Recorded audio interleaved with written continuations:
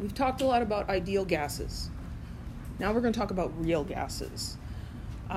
Ideal gases have no forces of attraction between gas particles, and the particle volume is negligible.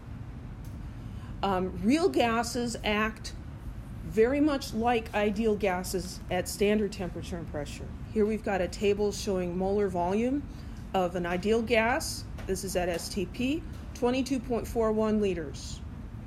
And here are some real gases, 22.06, 22.31, 22.4. Ooh, helium nailed it, 22.41. So very close, right? And for most situations, close enough. But when we get to high pressure or to low temperature, it can deviate significantly from ideal behavior. So gas particles do have volume. If we look at low pressures, the molar volume of argon is nearly identical, doesn't differ much at all. But when we squeeze these particles together, now the size of the particle begins to matter. So this is taking the people from Wyoming and bringing them into the city of Fresno and then squishing them closer together, right? The people in the elevator, their size matters a lot. So at high pressures, the volume of the particle begins to become significant. We can't just ignore it anymore. And so that causes the volume of a real gas to be larger than the ideal gas law predicts, because the particles are contributing to the volume.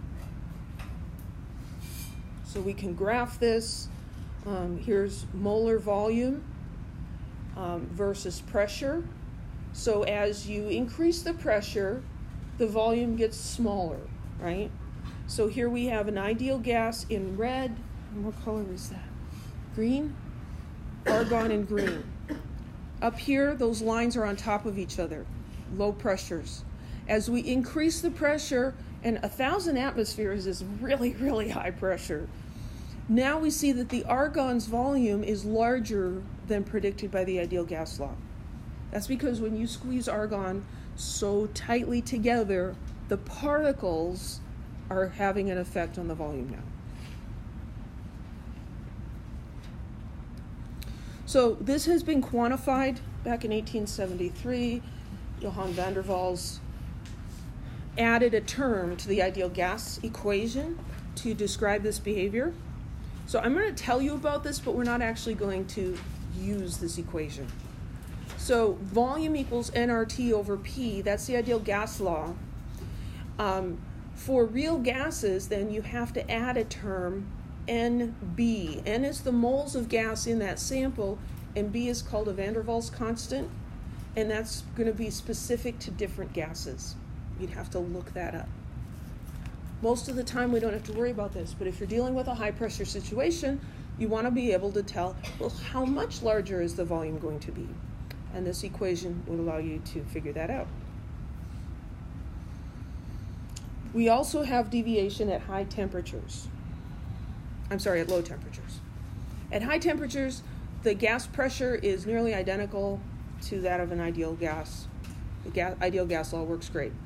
At low temperatures, what happens to the speed of the molecules at low temperatures? They slow down, right? When the gas atoms or molecules are moving slowly and they collide with each other, they have more time to interact. In a real gas, there are interactions, forces of attraction between the molecules. They're very small, but they exist. When the gas particles are moving really fast, there's no time for them to interact and be attracted to each other. When they're moving very slowly, then as they collide, they can be attracted to each other. We're like, oh, hey, I don't want to leave you, and that can mess things up. They can be attracted to the containers, the walls, and so that's going to cause the actual pressure to be less than predicted by the ideal gas law. So van der Waals modified the equation for this as well. So here's solving for pressure.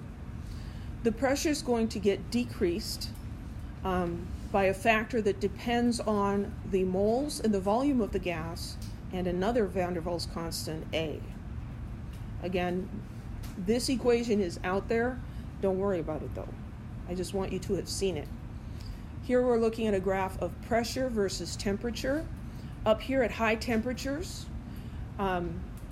we see that there is an overlap between the expected and the actual behavior. So xenon and ideal gases behave very similarly. When we get to lower temperatures, the pressure exerted by xenon is lower than predicted by the ideal gas law. And that's because those xenon particles are getting distracted by each other. They're attracted, and so that reduces the amount of pressure they put on the container.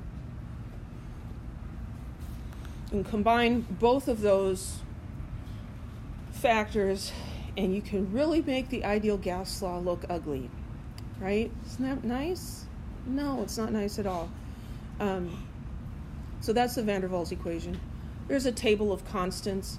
It's possible that there's a homework question that I overlooked that's going to ask you to do anything with that. This is not going to show up on the exam. Okay? No van der Waals equations on the exam. Real gases. So here we have PV over RT versus pressure. What does PV over RT equal? N, right? This would be N.